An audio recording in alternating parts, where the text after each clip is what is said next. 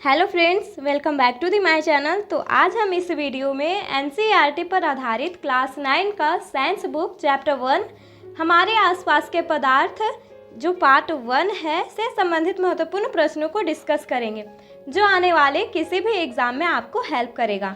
तो साथ ही साथ अगर इस सभी का पीडीएफ फाइल चाहिए हो तो टेलीग्राम चैनल ज्वाइन कर सकते हैं और टेलीग्राम का लिंक डिस्क्रिप्शन में दिया हुआ है। तो चलिए फिर हम लोग स्टार्ट करते हैं आज के पहले प्रश्न से। तो क्वेश्चन नंबर 1 है, इस विश्व के प्रत्येक वस्तु जिस सामग्री से बनी होती है उसे कहते हैं। ऑप्शंस हैं पदार्थ, ठोस, द्रव या गैस। तो इस विश्व के प्रत्येक वस्तु जिस सामग्री से बनी होती है उसे पदार्थ कहते हैं। सो करेक्ट आंसर हो जाएगा ऑप्शन नंबर ए, पदार्थ। और ये पदार्थ क्या होता है? तो ऐसे वस्तु जिसमें द्रव्यमान हो, ऐसे वस्तु जिसमें द्रव्यमान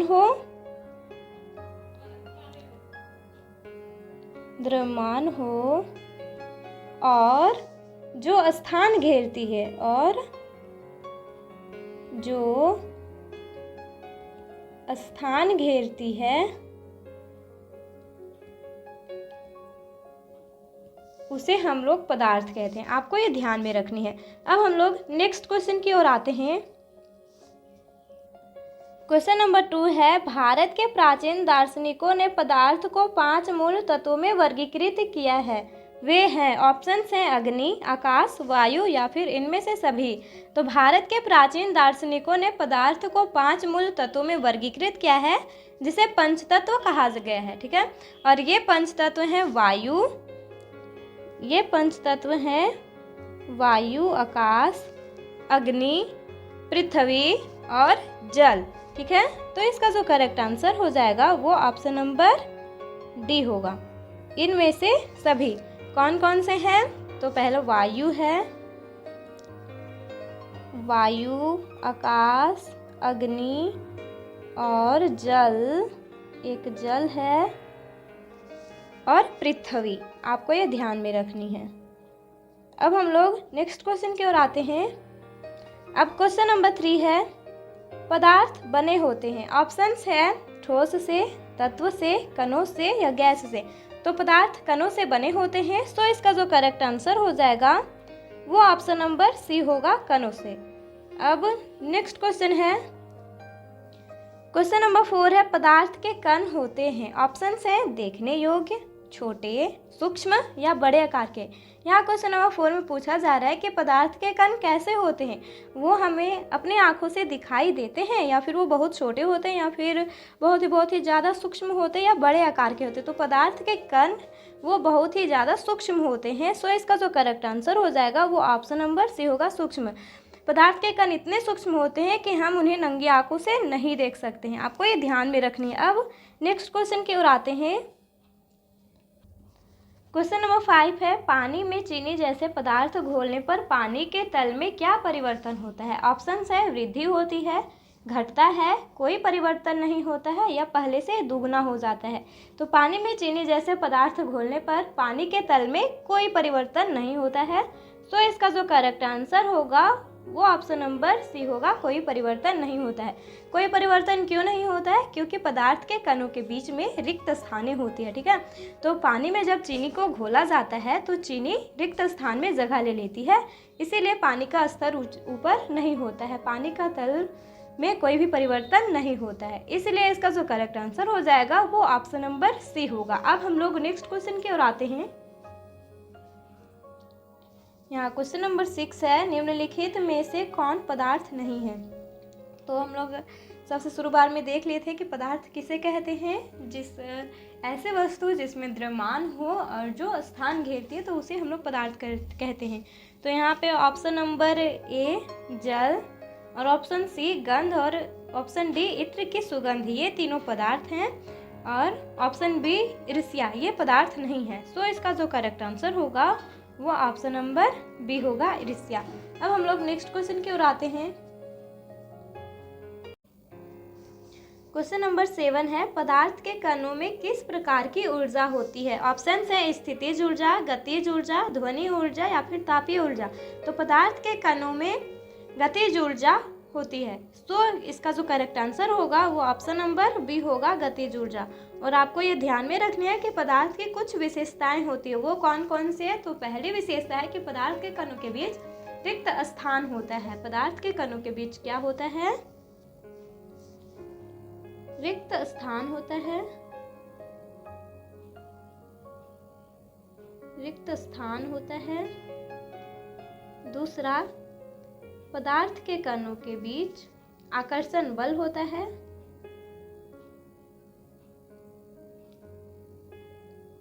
और तीसरा, पदार्थ के कण हमेशा क्या होते हैं? निरंतर वो गतिशील होते हैं। गतिशील, पदार्थ के कण हमेशा क्या होते हैं? वो गतिशील होते हैं। ठीक है, आपको ये ध्यान में रखनी। अब हम लोग नेक्स्ट क्वेश्चन की ओर आते हैं। क्वेश्चन नंबर 8 है, ताप बढ़ने पर पदार्थ के कणों की गति में क्या परिवर्तन होता है? ऑप्शंस है, गति तेज हो जाती है, गति कम हो जाती है, गति में कोई परिवर्तन नहीं होता है, या फिर इनमें से कोई नहीं। तो ताप बढ़ने पर पदार्थ के कणों की गति तेज हो जाती है। सो इसका जो करेक्ट आंसर होगा वो ऑप्शन नंबर ए होगा, गति तेज हो जाती है। ठीक है, अब हम लोग नेक्स्ट क्वेश्चन की ओर आते हैं। क्वेश्चन नंबर 9 है कि पदार्थ के कणों का स्वतः मिलना क्या कहलाता है? ऑप्शंस हैं, विसरण, परासरण, संवहन या चालन। तो पदार्थ के कणों का स्वतः मिलना विसरण कहलाता है। सो इसका जो करेक्ट आंसर हो जाएगा वो ऑप्शन नंबर ए होगा, विसरण। ठीक है, आपको ये ध्यान में रखनी है।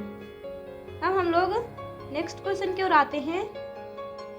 क्वेश्चन नंबर 10 है, पानी में नमक जैसे पदार्थ घोलने पर पानी के स्तर में कोई परिवर्तन नहीं होता।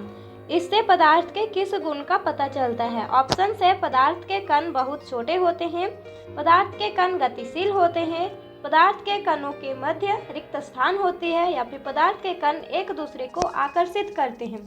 तो पानी में नमक जैसे पदार्थ घोलने पर पानी के स्तर में कोई परिवर्तन नहीं होता है। इससे पदार्थ के कणों के बीच मध्य स्थान होता है, इस गुण का पता चलता है। सो इसका जो करेक्ट आंसर होगा वो ऑप्शन नंबर सी होगा, पदार्थ के कणों के मध्य रिक्त स्थान होते हैं, जिसमें क्या होता है कि दूसरे पदार्थों के कण रिक्त जगहों में समावेशित हो जाते हैं। आपको ध्यान में रखनी है। अब हम लोग नेक्स्ट क्वेश्चन की ओर आते हैं।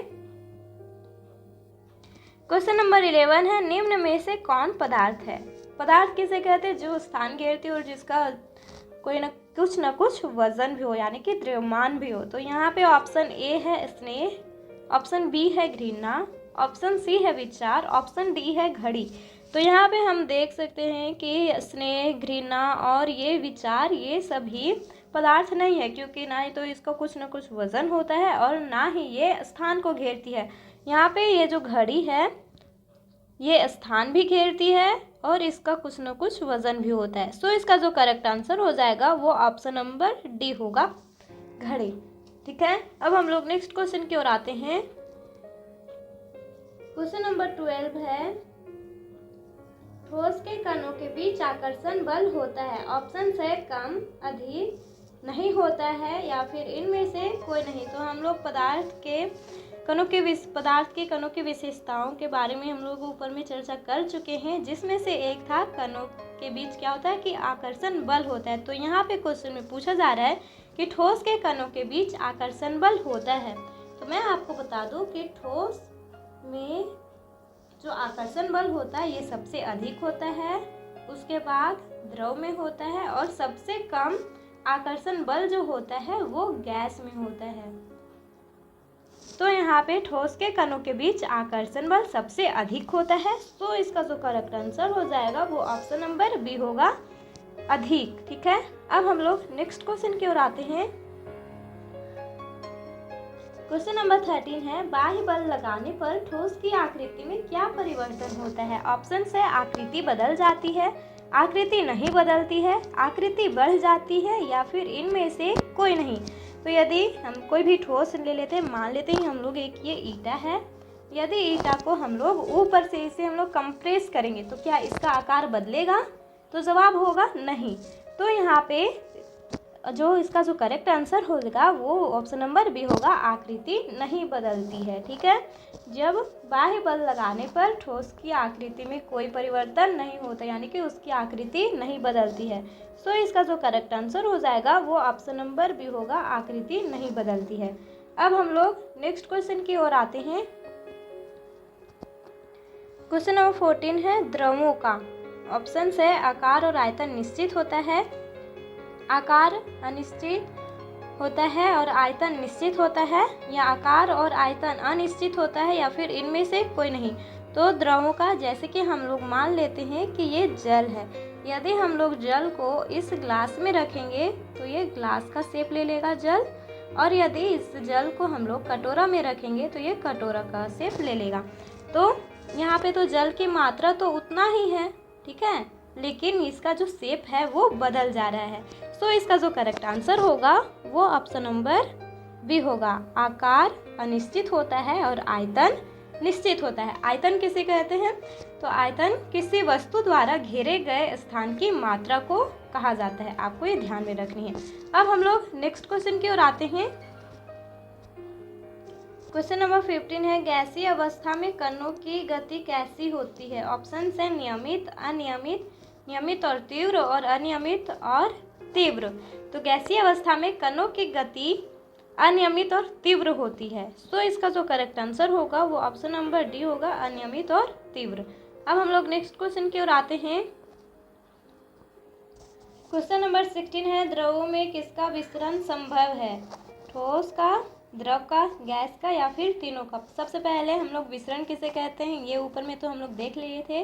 किसे कहते हैं कि दो भिन्न पदार्थों के कणों का स्वतः मिलना ही क्या कहलाता है? विसरण कहलाता है।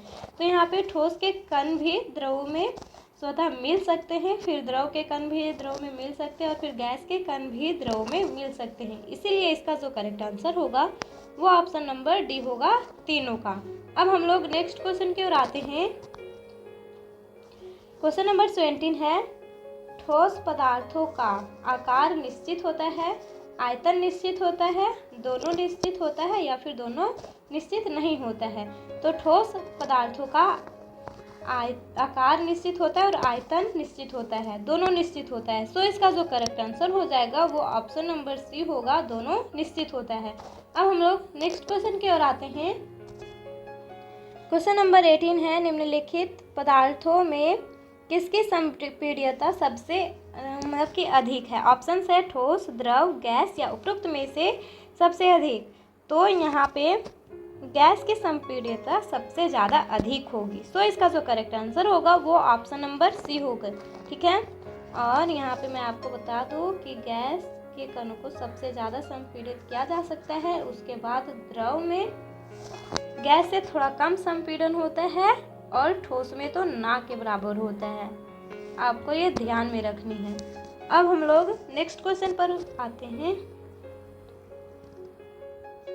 क्वेश्चन नंबर 19 है निम्नलिखित में से किन पदार्थों के कणों के मध्य रिक्त स्थान अधिक होता है? ऑप्शन है ठोस, द्रव, गैस, या उपरोक्त में से अधिक, उपरोक्त में से यानी कि सभी। तो यहाँ पे निम्नलिखित में से किन पदार्थों के कणों के मध्य रिक्त स्थान क्या है? सबसे अधिक होता है।